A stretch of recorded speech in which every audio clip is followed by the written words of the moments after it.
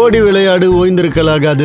அதுக்கு தான் சூப்பர் சரவணா ஸ்டோர்ஸ்ல சம்மருக்கு ஆடைகள் வாங்கும் போது அவுட்டோர் கேம்ஸ் ஃப்ரீ. ஓடு ஆடு விளையாடு சூப்பர் சரவணா ஸ்டோர்ஸ் சம்மர் கோடையை கொண்டாடலாம். மக்கள் வாக்களிக்காத ஒரு அரசு, பலவீனமான ஒரு அரசு, விஜய் தலைமையிலான அரசு. இவிஎம்ல நடந்த மாற்றம். திமுகவை தீய சக்தின்னு சொன்னாலும் இப்ப நாங்க திமுக கூட்டணியில இல்லைன்னு டிக்ளேர் பண்ணிட்டோம். இன்னும் எங்களுக்கு அழைப்பு கொடுக்கல. அழைப்பு அழைச்சா போயிடுவீங்களா? விசிகா நிலைப்பாடு என்ன? மு.க. ஸ்டாலின் தடுமாறினார். நன்றி சொல்றதுக்கு போறாரு, கதறி அழகாங்க சார். இது வரைக்கும் அப்படி ஒரு சம்பவம் நடக்கல சார். இது வரைக்கும் அரசியல் படிப்போம், பேசுவோம், விவாதிப்போம். தமிழக தேர்தல் களத்தின் பல்வேறு கோணங்களை விரிவாக அலசுவோம். நம்ம சேனலுக்கு வரும் புதிய பார்வையாளர்கள் மறக்காம நம்ம சேனலை சப்ஸ்கிரைப் பண்ணி இணைந்திருங்கள்.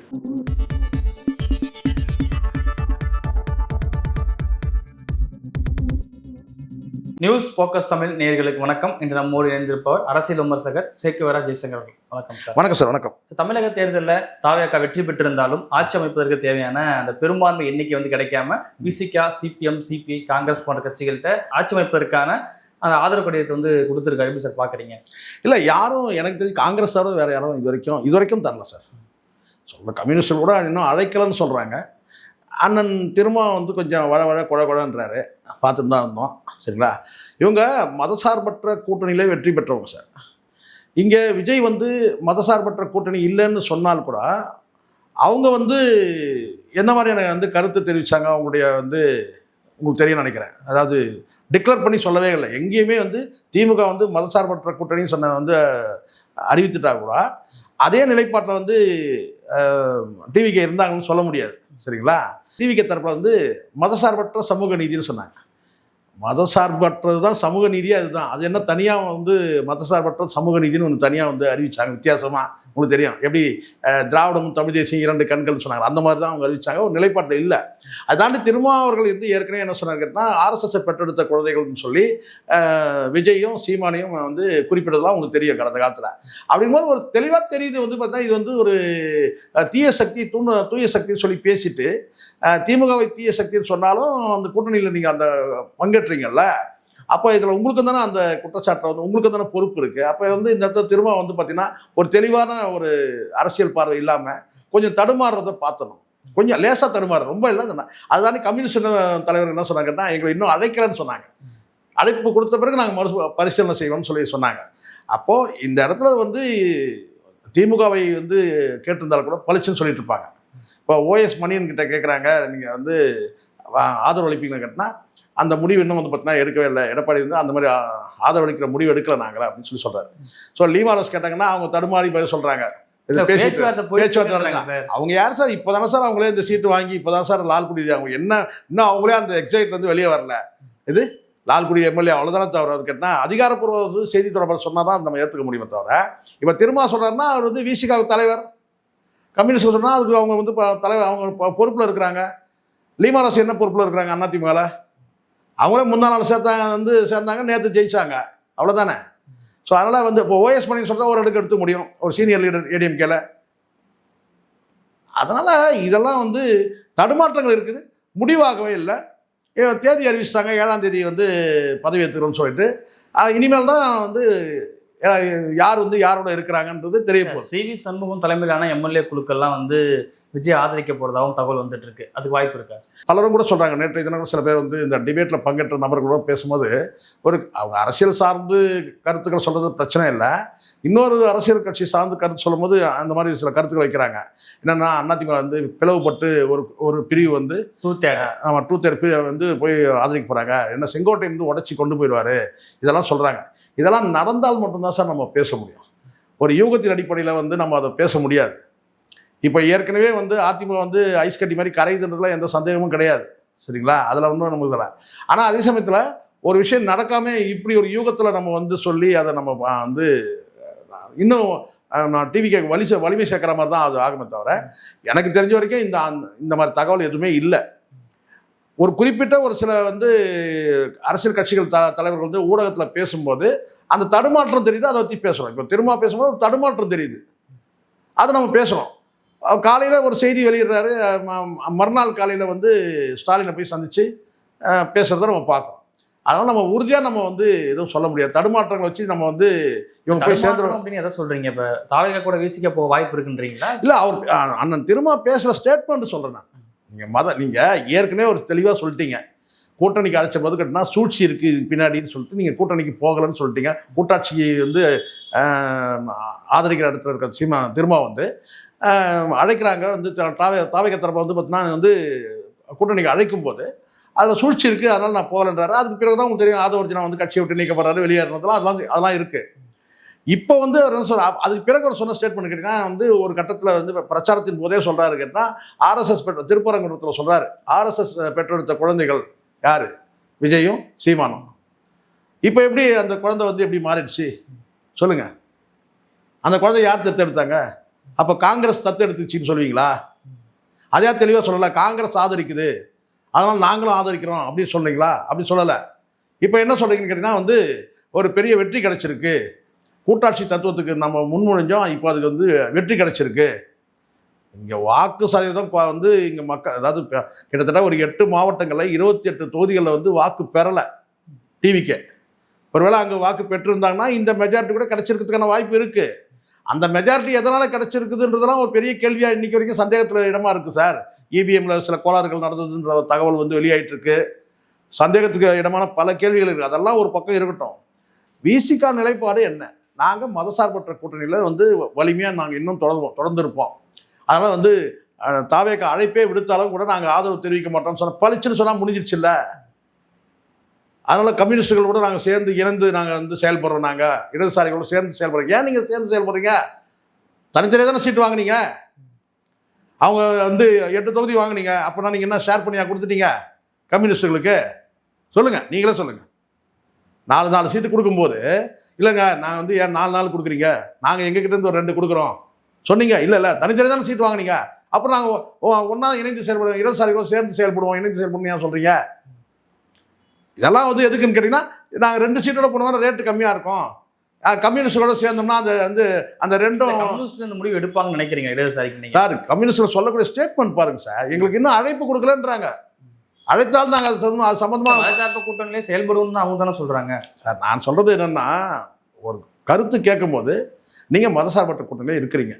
இன்றைக்கி வந்து எதிர்கட்சி வரிசையில் தான் வந்து டிஎம்கே இருக்க போகுது. 3வது இடத்துல இருந்தால் கூட நீங்கள் சொல்லலாம். எதிர்கட்சி வரிசையில் நீங்கள் உங்கள் கடமையை செய்யுங்க. அவங்க வந்து ஆட்சி அமைக்கிறதுக்கு ஆதரவு இல்லாத கூப்பிடும்போது பார்த்தீங்கன்னா நீங்கள் எப்படி போவீங்க? இப்போ புரியுதுல, நீங்கள் ஏன் நம்பகத்தன்மை எடுக்கிறீங்கன்னு சொல்லி புரியுதா உங்களுக்கு? ஏன் நீங்கள் கம்யூனிஸ்டுகள் இன்றைக்கி இந்த வந்து ஏன்னா முதுகு மாறி மாறி ஏறினீங்க அதிமுக திமுகன்னு சொல்லி, அதனால தான் கம்யூனிஸ்டுகள் தோற்று போனது. அதனால தான் நிலையாக நில்லுங்க சார். திமுக தரப்பில் நின்னீங்கல்ல, நில்லுங்க. இருக்கிறதுல வந்து பார்த்தீங்கன்னா கூட்டணி, இப்போ கூட்டணிக்கு தலைமை யார்? திமுக தலைமை. வென்ற பிறகு வந்து பார்த்தீங்கன்னா நீங்கள் கூட்டணியில் இருக்கிறீங்களா இல்லையா? இன்னைக்கு சொல்லுங்க. தேர்தல் முடிஞ்சிருச்சுங்க, தேர்தல் கூட்டணி தான். இப்போ நாங்கள் திமுக கூட்டணியில் இல்லைன்னு டிக்ளேர் பண்ணுங்க சார், நான் ஏற்றுக்கிறேன் சார். நீங்கள் சுயமாக முடிவு எடுத்து சார், நீங்களே மனசாட்சியோடு பாருங்க. கூட்டணியில் நின்று போட்டிட்டீங்க, ஜெயிச்சிட்டீங்க. இப்போ நீங்கள் கூட்டணி தொடர்றதா இல்லையா? தெளிவாக சொல்லிடுங்க. இல்லைங்க நாங்கள் இப்போ திமுக கூட்டணியில் இல்லைங்க, தேர்தலோட முடிஞ்சு போச்சு, இப்போ நாங்கள் வந்து தேர்தல் கூட்டணியில் இல்லை சொல்லுங்கள், நாங்கள் தனித்து செயல்படுறோம், அது சொல்லுங்கள். டிக்ளேர் பண்ணலாம். அப்படி சொல்லலை. அப்படி சொல்லாமல் வந்து பார்த்தீங்கன்னா நீங்கள் என்ன சொல்லிக்கிட்டா, நீங்கள் வந்து ஆதரவு அளிப்பீங்களான்னு கேட்டால், நாங்கள் வந்து மதசார்பற்ற கூட்டணியில் நாங்கள் தொடர்ந்து தான் இருக்கிறோம். நாங்கள் ஆனால் வந்து ஒரு கூட்டாட்சி தத்துவத்துக்கு கிடைச்ச வெற்றியை அதை நாங்கள் பார்க்கணும். நீங்கள் காங்கிரஸ் மட்டும் போகுது அப்படின்னா, இப்போ சிபிஎம் சிபிஐ விசிகே வந்து போகல அப்படின்னா, இப்போ காங்கிரஸ் வச்சு மட்டும் விஜயால ஆட்சி அமைக்க முடியாது. ஆப்ஷன் இருக்கு சார். இங்கே நல்லா ஆப்ஷன் கிடையாதுன்னு விஷயம். இப்போ யாரோட பேசுகிறாங்கன்னு தெரியாதுல்ல சார். இப்போ நீங்களே சொல்கிறீங்க வந்து அதிமுக வந்து இவர் வந்து பேசுகிறாருக்குன்னு 1/3 உடைச்சிட்டு போவாங்களா? இங்கே கட்சித்தாவல் தடை சட்டம்லாம் இருக்குது சரிங்களா? அப்போது வந்து 3ல் 1 பங்கு உடைச்சிட்டு போயிடுவாங்களா?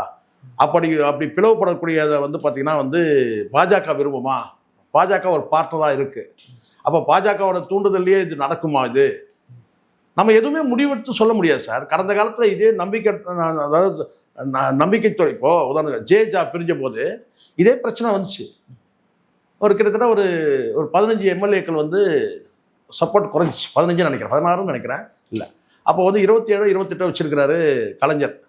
அப்போ நேரம் ஆரம் வீரப்பன் எல்லாரும் முக்கிய அமைச்சர்லாம் போயின்னாக்கா ஜானகி அன்னைக்கு சப்போர்ட் பண்ணணும்னு சொல்லி போய் கேட்குறாங்க. அது பின்னாடி பெரிய அடித்தடி கலட்டாலும் நடக்குது, சட்டசபையில் நடக்குது, தெரியல. அப்போ வந்து எனக்கு என்ன ஆதரவு அளிக்கணும் போய் கலைஞர்கிட்ட போய் கேட்குறேன். கலைஞர்கிட்ட வந்து 27 28 வச்சிருந்தார் அப்போ கலைஞர். அப்போ போய் கேட்கும்போது கலைஞர் என்ன சொன்னார் கேட்டிங்கன்னா வந்து ஆதரவு அளிக்க முடியாது தெளிவாக சொல்லிட்டார். ஒரே கோடுக்கு வச்சுட்டார். என்னன்னாக்கா கலைஞர் என்னன்னா எங்களால் ஆதரவு அளிக்க முடியாது, எங்கள் இதயத்தில் உங்களுக்கு இடம் இருக்குன்னு சொல்லிட்டார். அது நாகரிகம், அது கலைஞருக்கே உரிய நாகரிகத்துன்னு சொன்னேன். எங்கள் இதயத்தில் இடம் இருக்குது, ஆனால் வந்து இருக்கையில் இடம் கொடுக்க முடியாது அப்படின்னு சொல்லிட்டார். இருக்கையை ஷேர் பண்ண முடியாதுன்னு சொல்லிட்டார். அன்றைக்கி முடிஞ்சிருச்சு. ஒரே கேள்வி ஒரு பதில். பத்திரிகையாளர் கேள்வி கேட்குறாங்க, ஏன் தடுமாறுறீங்க? நாங்கள் வந்து மைனாரிட்டி ஆயிடுச்சுன்னு தெரியுது உங்களுக்கு. நாங்கள் வந்து எந்த வகையில் நாங்கள் வந்து டிவிக்கு ஆதரவாக செயல்பட மாட்டோம். ஏன்னா ஒரு RSS பெற்றெடுத்த குழந்தை, ஆதரவளிக்க மாட்டோம். நாங்கள் திமுகவோட தொடர்ந்து பயணிப்போம், எதிர்கட்சி வரிசையில் உட்காருவோம் சொன்னீங்கன்னா முடிஞ்சிருச்சு. அதுதான் ஆளுமை. அப்படியே தடுமாறியா வழ வழ குழ குழன்றீங்க அப்படியே. அதெல்லாம் கம்யூனிஸ்ட் கேட்குறேன்னா இன்னும் எங்களுக்கு அழைப்பு கொடுக்கல. அழைப்பு அழைச்சா போயிடுவீங்களா? அப்போ அழைச்சா போயிடுங்கன்னு அர்த்தம். அழைத்தா நாங்கள் முடிவு எடுப்போம். என்ன முடிவு எடுப்பீங்க இப்போயே சொல்லுங்கள், வெளிப்படையாக சொல்லுங்கள். நாங்கள் சப்போர்ட்லாம் பண்ண மாட்டோங்க சொல்லிட்டு போங்க. அது இப்போ அது நம்ம என்னன்னு சொல்ல முடியாது. திடீர்னு இப்போது மாற்று அணியில் தான் அந்த பக்கம் வந்து எடப்பாடி தலைமை கூட்டணியில் இருக்கிற பாட்டாளி மக்கள் கட்சி 5 சீட் வச்சிருக்காங்க, துணை முதலமைச்சர் கேட்குறாங்கன்னு கூட சொல்கிறாங்க.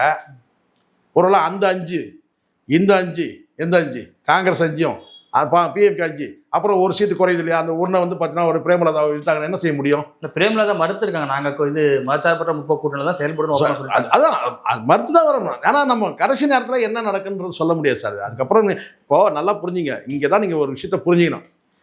2 வார காலம் வந்து அவகாசம் கேட்டிருக்கிறாங்க ஆட்சி அதிகாரத்தில். நியாயமாக எப்பயுமே வழக்கமாக 1 வார காலம் கேட்பாங்க, 1 வாரம் டைம் வேணும்னு கேட்பாங்க. 2 வாரம் கேட்டிருக்கிறாங்க. அந்த 2 வாரத்தில் என்னென்ன மாற்றங்கள் நடக்க போகுதுன்றதை நம்ம உற்று நோக்கணும் அஜித். அதுதான் நம்ம பண்ண வேண்டியது. என்னதுன்னா இந்த 2 வாரத்தில், ஏன்னா கடந்த காலத்தில் பல விஷயங்கள் மாறி இருக்கு. எனக்கு அந்த அனுபவத்தில் நான் சொல்கிறேன். பல 1 2லாம் கிடையாது. கட்சியை பதிவு பண்ணுறதுக்கு போகிறாங்க. 96 நடந்த சம்பவம் உங்களுக்கு சொல்கிறேன். தமிழ் மாநில காங்கிரஸ்னு ஒரு கட்சியை வந்து பதிவு பண்ணுறதுக்காக வந்து வேலைகள் நடக்குது. காங்கிரஸ் வந்து அதிமுகவோட போகணும்னு நினைக்கிறாங்க. காங்கிரஸ் திமுகவோட வந்து பார்த்தீங்கன்னா மூப்பனார் நினைக்கிறாரு, வந்து திமுகவோட போகணும்னு நினைக்கிறாரு.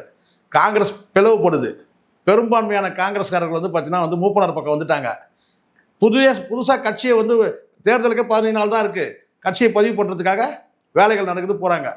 குமரி அனந்தன் வந்து பார்த்தீங்கன்னா வந்து மூப்பனார் பக்கம் ஸ்ட்ராங்காக நிற்கிறாரு. இது கட்சியை பதிவு பண்ணுறதுக்காக வந்து வேலைகள் டெல்லியில் போகிறாங்க, கூட போகிறாரு. டெல்லி ஏர்போர்ட்டில் வந்து பார்த்தீங்கன்னா குமரி அனந்தன் தனியாக பிரிஞ்சு போயிடுறாரு. இது குமரி அனந்தன் காங்கிரஸ் கிட்ட போயிட்டாரு, மூப்பனார்கிட்ட இல்லை. டெல்லிக்கு போகிற வரைக்கும் வந்து டெல்லியில் போய் இறங்கின உடனே என்ன செஞ்சுட்டாரு, இதுனே அப்போ செல்ஃபோன் காலகட்டம் கூட கிடையாது. அப்படியே எங்கே போயிட்டாரு, திரும்பி சோனியா காங்கிரஸுக்கு போயிட்டாரு. இங்கே மூப்பனார் காங்கிரஸ், தமிழ் மாநில காங்கிரஸ் ஒரு கட்சியை தொடங்கினாங்க. ஒரு நாளில் மாறின கதைலாம் நிறைய இருக்குது. ஆனால் நீங்கள் அதுவும் பிரேமலதா சொல்கிறதெல்லாம் நம்ம முழுமையாக நம்ம நம்ப முடியாது. ஏன்னா கடந்த காலத்தில் அவங்க வந்து பார்த்திங்கன்னா பல கருத்துக்கள் மாறி மாறி இவங்க பேசியிருக்கிறாங்க. அது திடீர்னு இப்போ விஜய் குறித்து கேள்வியை கேட்காதீங்கன்னு சொன்னாங்க. இப்போ விஜய் வந்து எங்கள் வீட்டு புள்ளதான்றாங்க. ஸோ இதெல்லாம் நிறைய அரசியலில் நமக்கு அனுபவம் இருக்கிறதுனால தான் நம்ம பொறுமையாக இருக்கிறோம். டக்குன்னு நம்ம அப்படி எடுத்து பேசிட முடியாது. இங்கே உறுதியான தலைவர், அப்படியே இரும்பு தலைவர், போராளி தலைவர்ன்றவங்களே வழ வழ குழ குழங்கிறாங்க. அப்புறம் நம்ம வந்து அப்படி போனா கூட அவங்க வந்து ஆச்சரியம் பங்கு கிடைக்குங்கிற ஒரு இது வாய்ப்பு இருக்குல்ல. ஏன்னா விஜயோட சார் நாளைக்கே இப்போ நான் கேட்குறேன், இதே திருமாவளவன் வந்து கேட்டினா கூட்டாட்சிக்கு கிடைச்ச வெற்றின்னு பேசுகிறாரு. கூட்டாட்சிக்கு கிடைச்ச வெற்றின்னு கேட்குறாரு. அப்போ ஏற்கனவே வந்து பார்த்தீங்கன்னா ஆட்சி அதிகாரத்தில் பங்கு தர சொல்லும்போது போக வேண்டியதானே. அன்றைக்கே வந்து விஜய் அவாய்ட் பண்ணாரு. அன்னைக்கு வந்து அவங்க பர்சன்டேஜ் நிரூபிக்கப்படலை. நீங்கள் சொன்னது என்ன, நீங்கள் சொன்னது என்ன, சூழ்ச்சி இருக்கு, சூழ்ச்சி இருக்குன்னு சொன்னீங்க. இன்னைக்கு அந்த சூழ்ச்சி என்ன ஆச்சு? நீங்கள் வேற சொல்லி காரணம் சொல்லிட்டா பரவாயில்ல. அவர் வந்து வலிமையான சக்தியா இல்லைங்க, அவர் வந்து ஆட்சி அதிகாரி. இப்போ நீங்கள் பார்த்தீங்க, இப்போ வலிமையாக இருக்குதுனால இப்போ நீங்கள் உங்கள் நிலைப்பாட்டை மாற்றிக்கிறீங்க. அப்படி வேணா சொல்லுங்க. ஒரு கொள்கையில் உறுதியாக நிற்கணும் சார். நீங்கள் திருமாவளவன் இந்த கூட்டணியில் முதல்ல நான் சொல்லிடுறேன், இந்த முறை திமுக கூட்டணியில் இருக்கிற கூட்டணி கட்சிகள் அத்தனை பேருமே தடுமாறினாங்க. அதுக்கு காரணம் கேட்டால் கூட்டணி தலைமையே தடுமாறுச்சு. மு.க. ஸ்டாலின் தடுமாறினார். கூட்டணியை வந்து உருவாக்கும் போது அதிக கட்சிகள் இருக்கணும்னு நினச்சிங்களே தவிர இந்த கட்சிகள்லாம் வந்து உறுதியாக நம்மளோட நிற்பாங்களான்னு நீங்கள் நினைக்கவே இல்லை. இதுதான் உண்மை. காங்கிரஸை வந்து நீங்கள் சேர்த்ததுனால நீங்கள் சொல்லலாம். என்னன்னு கேட்டிங்கன்னா வந்து இப்படி எப்படி இருந்தாலும் டிவிக்கு ஆட்சினே ஆயிடுச்சு. யாராவது காங்கிரஸுக்கு நீங்கள் வந்து ஒதுக்கி விட்டீங்கன்னா கூட அவன் டிவிக்கு போய் இணைஞ்சிருப்பாங்க. இல்ல முன்னாடி தான் நிலைப்பாடு அதுதானே விஜய் கூட சார் நான் என்ன சொன்னேன், எப்படி இருந்தாலும் ஆட்சி மாற்றம் ஆயிடுச்சு சார். ஆட்சி மாற்றம் வந்து பார்த்தீங்கன்னா வந்து எப்படி நடந்தது கேட்டிங்கன்னா, ஏதோ நீங்கள் மக்கள் வாக்களிச்சு மாற்றம் நடக்கலை. இது மக்கள் வாக்களிச்சு மாற்றம் நடக்கலை, இவிஎம்ல நடந்த மாற்றம். அது மக்கள் நிலையாக தான் இருக்கிறாங்க. மக்கள்கிட்ட ஏதாவது ரியாக்ஷன் இருக்கா பாருங்க. மக்கள்கிட்ட ஏதாவது ரியாக்ஷன் இருக்கா சார்? ஆட்சி மாற்றம் வந்து வரதுக்கான அந்த ரியாக்ஷன் ஏதாவது இருக்கா சார் மக்கள்கிட்ட? மக்கள்லாம் வந்து பார்த்தீங்கன்னா என்னமோ என்ன நடக்குது நம்மளை சுற்றின்று மௌனமாக இருக்கிறாங்க. சில பேர் புலம்புறாங்க, என்னப்பா இவங்கெல்லாம் வந்து என்னப்பா இது நடக்குது தமிழ்நாட்டில், வாக்களிச்சவங்க பேசுகிற பேச்சா இதெல்லாம் கிடையாது. 8 மாவட்டங்களில் வந்து பார்த்தீங்கன்னா 28 தொகுதி, ஒரு தொகுதியில் கூட வந்து வெற்றி பெறல. அங்கெல்லாம் விஜய்க்கு ரசிகர்கள் கிடையாதா சொல்லுங்க? ஏன் வெற்றி பெறலாங்க? 8 மாவட்டங்களில் ஒரு தொகுதியில் வெற்றி பெறல. சுத்தமா எப்படி 14 அமைச்சர்கள் தோற்று போறாங்க. அதுவும் குறிப்பாக மதுரை மத்திய தொகுதியில் நினைக்கிற இவர் பிடிஆர் வந்து பார்த்தீங்கன்னா வந்து பரம்பரையாக வந்து பார்த்தீங்கன்னா மதுரைக்கு அவ்வளோ நன்மைகள் செஞ்சுருக்கிறாங்க. சொந்த பணத்தை வாரி அரைச்ச ஒரு கேண்டிடேட்டு அவர் அங்கே சரி யாரோ தோற்று போகிறாரு. குஷ்பு புஷ்புகிட்ட தோற்றா கூட பரவாயில்ல, கொஞ்சம் கௌரவமாக சொல்லியிருக்கலாம். அங்கே முஸ்தபான்னு சொல்லி சம்மந்தமே கிடையாது. இது இந்தியில பேசுறாங்க. இங்கே பைக்ராப்ஸ் ரோட்ல வந்து பார்த்தீங்கன்னா பிரியாணி கடை வச்சிருந்தவர் அவர். திடீர்னு ஒரு நாள் நைட்டு வந்து பார்த்தீங்கன்னா விஜய் கிட்ட போய் சேர்ந்தாரு. இங்கே காலகாலமாக அந்த இஸ்லாமிய மக்களுக்காக உழைச்ச தலைவர்கள் எவ்வளோ பேர் இருக்கிறாங்க, அவங்க வெற்றி பெறவே இல்லை. இல்லை சார், ஓட்டு போட்டது அப்படிங்கிறது இப்போ அந்தந்த தொகுதியில் வந்து எந்த எம்எல்ஏங்கிறத பார்த்த தாண்டி விசில் விஜய்ங்கிற முகம் மட்டும்தான் அப்படிங்கிற சார். அப்போ நான் கேட்குறேன், அந்த விசில் விஜய் முகம் ஏன் அந்த 8 மாவட்டங்கள் இல்லை? பதில் சொல்லுங்க. கிடையாது. இவிஎம்ல மாற்றம் இவிஎம்ல நடந்த மாற்றம் இது. இவிஎம்ல இருந்தால் ஒரு ஒரே மாற்றம் தான் இது. அதனால தான் நான் சொல்றேன், அண்டாகா கசம் அபுகா கிசம் திறந்துடு சீசேன்ற மாதிரி கேட்டா ஒரே அந்த இவிஎம் மிஷினே இது. அந்த இவர் அமிதாப் பச்சன் சொல்ல பாருங்க, அந்த கோட்டேஸ்வரர் அந்த நிகழ்ச்சியில், குரோர்பதி நிகழ்ச்சியில் கம்ப்யூட்டர் ஜி அப்படின்னு அது மாதிரி இவிஎம் மிஷின் ஜி. திமுக இருக்கிற வாக்கெல்லாம் வந்து டிவி கேட்க வரணும், டிவி கேட்கிற வாக்கெல்லாம் திமுகவுக்கு போகணும். அப்படி நடந்த மாற்றம் தான் சார் இது. சொல்லுங்க, நீங்க 14 அமைச்சர்கள் தோத்து போறாங்க சார். சார் இந்தியாவில் நல்லா நோட் பண்ணீங்க, இந்தியாவில் எங்கேயுமே நடக்காது. குளத்தூர்ல நடந்திருக்கு.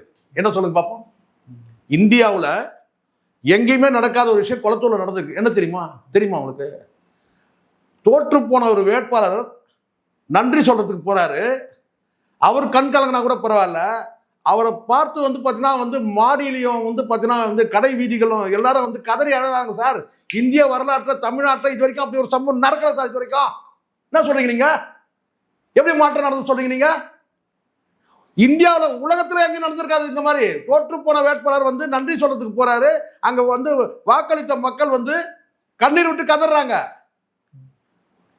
இப்ப புரியல உங்களுக்கு? ஒரு கந்து வட்டிக்காரன் ஜெயிக்கிறாங்க, ஒரு கந்து வட்டிக்காரன் ஜெயிக்கிறான் சார். அங்க கிட்டத்தட்ட வந்து 5 ஆண்டு காலம் வந்து பார்த்தீங்கன்னா வந்து அங்க வந்து ஒரு சொர்க்க பூமியா மாத்தினவர் குளத்தூர் தொகுதிய அவர் தோக்குறாரு. எப்படி? திட்டமிட்டு நடந்த சதி. இன்னைக்கு முதலமைச்சர் மு.க. ஸ்டாலின் வந்து பார்த்தீங்கன்னா நீங்க நினைக்கலாம் தோற்று போன சொல்லிட்டு, இன்னைக்கு 2 கலைஞரை நிற்கிறார். ஒரு கலைஞரை கூட ஆகாது ஸ்டாலின், ஒரு கலைஞரை கூட ஆகாத ஸ்டாலின் இன்னைக்கு 2 கலைஞரா நிற்கிறார். அங்க கலைஞர் மீது இருந்த அந்த அந்த அந்த மக்களுக்கு வந்து பார்த்தீங்கன்னா ரெட்டிப்பு மடங்கா வந்து பார்த்தீங்கன்னா இன்னைக்கு வந்து ஸ்டாலின் வந்து மக்கள் வந்து ஆதரிக்கிறாங்க. குளத்தூர் என்னைக்கு நாளைக்கு தேர்தல் நடக்குமான்னு கேட்குறான். நாளைக்கு தேர்தல் நடக்குமா? மீண்டும் தேர்தல் நடக்குமா? எங்க? சரி, அதையும் தாண்டி சொல்றேன். விஎஸ் பாபு நன்றி சொல்லுங்க பார்ப்போம். குளத்தூர் தொகுதியில் போயிட்டு ஜெயிச்சிட்டீங்களா சார்? தொகுதி பக்கம் போக முடியல. டிவி கேட்கறவங்க யாருமே என்ன தொகுதிக்கு போகல சார். யாருமே போகாத சார். நன்றி சொன்னதே வந்து பார்த்தீங்கன்னா முதலமைச்சர் மு.க. ஸ்டாலின் நன்றி சொன்ன பிறகுதான் அவங்க நன்றி அறிக்கையில கூட வரல. ட்விட்டர்ல வந்து இருக்கு, அறிக்கை கூட வரல நன்றி சொல்லி. அது ஒரு பக்கம் இருக்கட்டும், அவங்க நாகரிகம் அவ்வளவுதான். நான் சொல்றது என்ன கேட்டீங்கன்னா, குளத்தூர் தொகுதியில தோற்று போன வேட்பாளர் மு.க. ஸ்டாலின் நன்றி சொல்றாரு. அவர் கண்ணீர் வரல. அவரை வந்து பார்த்தீங்கன்னா கண்ணீரை துடைக்க விதமா வந்து பார்த்தீங்கன்னா மக்கள் கதறி அழகாங்க. நான் கண்ணால் பார்த்த காட்சி, புரியுதுங்களா? ஆனா விஎஸ் பாபு தொகுதிக்கு உள்ள போக முடியுமா? நன்றி சொல்ல முடியுமா? அச்சம். காரணம், மக்கள் வாக்களிச்சு வெற்றி பெறல. மக்கள் வாக்களிச்சு வெற்றி பெறல. இன்னைக்கும் வந்து பார்த்தீங்கன்னா அந்த மக்கள் வந்து பார்த்தீங்கன்னா எங்களுடைய சட்டமன்ற உறுப்பினர் ஐயா ஸ்டாலின் தான் சொல்றாங்க. என்ன காரணம்? என்ன காரணம் இப்போ புரியுதுங்களா? மிகப்பெரிய சதி நடந்திருக்கு. 14 அமைச்சர்கள் தோற்று போறாங்க சார், எல்லாமே சிறந்த ஆளுமைகள். நீங்க சொல்லலாம் ஊழல் கட்டம், அப்போ ஊழல் குற்றச்சாட்டு சொல்லுங்க. நீங்க சொல்லுங்க பிடிஆர் பழனிவேல் தியாகராஜன் வந்து பார்த்தீங்கன்னா ஊழல் கொள்ளை அடிச்சாருன்னு சொல்லுங்க. இது எவ்வளோ சொத்து இருக்குன்னு அவங்களுக்கு தெரியாது சார். பரம்பரை சொத்து எவ்வளோ இருக்குன்னு அவருக்கு தெரியாது. ஒரு 2-3 நாள் ஆகும் ஆடிட்டர் போட்டு எல்லாம் கேட்டுக்கிட்டு மொத்தமாக சொல்கிறதுக்கு. அவ்வளோ சொத்துக்கள் வச்சுருக்கிறவங்க, வாரி வழங்கியிருக்கிறவங்க பரம்பரையா. அவர் வந்து பார்த்தீங்கன்னா வந்து ஒரு கேண்டிடேட் கிட்ட வந்து தோற்று போகிறாரு. அதுவும் குறிப்பாக வந்து கேட்டால் மதுரைக்கும் தொடர்பே இல்லாத ஒரு நபர். அப்போ நீங்கள் நினைக்கிறீங்க மக்கள் வாக்களிச்சாங்கன்ட்டு? கிடையாது. இவிஎம்ல நடந்த மாற்றம் மாற்றம் மாற்றம் மாற்றம் சொன்னாங்கல்ல, அது இவிஎம்ல நடந்த மாற்றம், அவ்வளோதான். தாவேக்காவும் அதிமுகவும் கூட்டணி போடுறதுக்கான வாய்ப்பு இருக்கா? எடப்பாடி வந்து இதுக்கு முன்னாடி வந்து அப்படிலாம் பேசல, ஈகோவை விட்டுட்டு தாவேக்கா கூட கூட்டணி வைக்க வாய்ப்பு இருக்குன்னு நினைக்கிறீங்களா சார்? இங்கே இவங்க எல்லாருமே நான் சொல்கிறேன் சார், இங்கே அதிமுக இப்போ திமுக ஆட்டிங்கன்னா நம்ம பளிச்சுன்னு சொல்ல முடியும். ஏன்னா அங்கே தலைமை எடுக்கிற முடிவு வந்து பார்த்தீங்கன்னா மு க ஸ்டாலின் தான் தலைமை. இவங்கெல்லாம் அப்படி கிடையாது சார். எடப்பாடி வந்து பார்த்தீங்கன்னா டெல்லி என்ன சொல்லுதோ கேட்டு செயல்படக்கூடியவர். டெல்லி என்ன சொல்லுதோ, பிஜேபி தலைமை என்ன சொல்லுதோ, குருமூர்த்தி என்ன சொல்கிறாரோ அதை கேட்டு செயல்படக்கூடிய இடத்துல தான் இன்றைக்கும் வந்து இருக்கிறார். இது மிகப்பெரிய பலவீனம். இப்போ நீங்கள் ஜெயலலிதா இருந்தாங்கன்னா நீங்கள் சொல்லலாம் அவங்க எடுக்கிறது தான் முடிவு. அதிமுக முடிவு வந்து அவங்க முடிவு கிடையாது. அப்போ டெல்லி பாஜக வந்து அது குறிப்பாக கூட்டணியில் இருக்கிறதுனால இந்த இடத்துல கூட்டணி தர்மம்லாம் சொல்லுவாங்க இல்லையா? அப்போ பிஜேபி என்ன முடிவு எடுக்குதோ அதுதான் இவங்களோட சொந்த முடிவாக இருக்கு. ஆனால் அந்த பிஜேபி என்ன முடிவு எடுக்குது யாருக்கு தெரியும்? ஒரு விஷயம் வேணால் சொல்லலாம், பிஜேபி எந்த நாளையும் இங்கே வந்து பார்த்தீங்கன்னா வந்து கால் ஊன்ற முடியாதுன்றது தெளிவாயிடுச்சு. இப்போ வாழை போய் கத்தி வருதுன்னு நீங்கள் திமுக வேண்டான்னு முடிவு பண்ணீங்க. இப்போ இன்னொரு சக்தியை கொண்டு வந்து உட்கார வச்சிருக்கீங்க, அவ்வளோதானே. இதனால் பிஜேபிக்கு என்ன நன்மை? பிஜேபிக்கு நடந்த நன்மையை சொல்லுங்க. ஒரு 4-5 தொகுதியில் ஜெயிச்சிங்கன்னா சொல்லுங்க. இல்லை. அப்போ 2029 என்ன உங்களுக்கு மாற்றம் நடக்க போகுது? 2029 திமுக வந்து பார்த்தீங்கன்னா வந்து மெஜாரிட்டி சீட் அடிப்பாங்க பார்லிமெண்ட் எலெக்ஷனில், பார்க்கலாமா? காரணம் என்ன சொல்லுங்க? மக்கள் அப்படியே ஒரு என்ன சொன்ன ஒரு புழுக்கத்தில் இருக்கிறாங்க மக்கள்.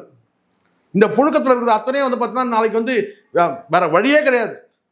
இன்னைக்கு வந்து பிஜேபிக்கு வந்து கலைஞர் பீரியடில் நடந்த அந்த கெமிஸ்ட்ரி வந்தால் மட்டும்தான் வாய்ப்பு.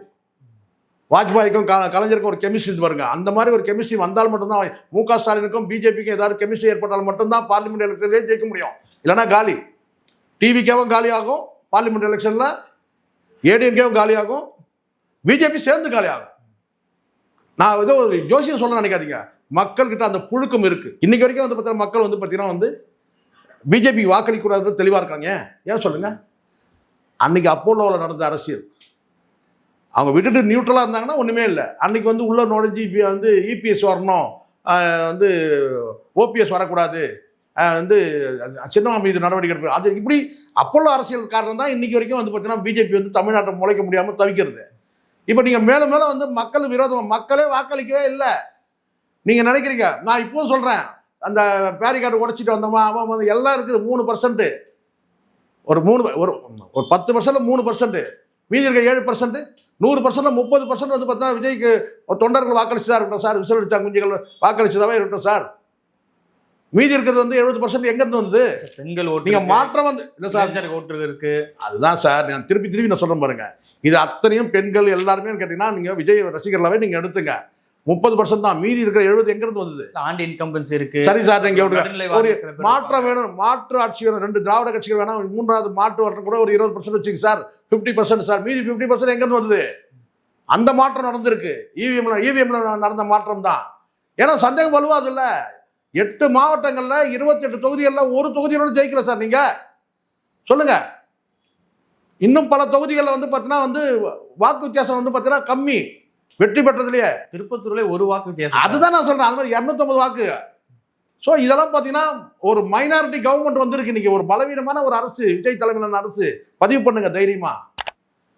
ஒரு மைனாரிட்டி கவர்மெண்ட், மக்கள் விரோத அரசுன்னு சொல்றதை விட என்ன கேட்டா மக்கள் வந்து வாக்களிக்காத ஒரு அரசு. இவிஎம் வந்து வாக்களித்த இவிஎம் மூலமா நடந்த ஒரு கோல்மால்ல வந்து உருவான அரசு இது. இவிஎம் தில்லுமுல்ல நடந்த அரசு, வந்திருக்கிற அரசு இது. அவ்வளவுதான். இவ்வளவு நேரம் நிகழ்வில் கலந்து கொண்டு பல்வேறு கருத்துக்களை நமக்கு நன்றி சார். நன்றி சார்.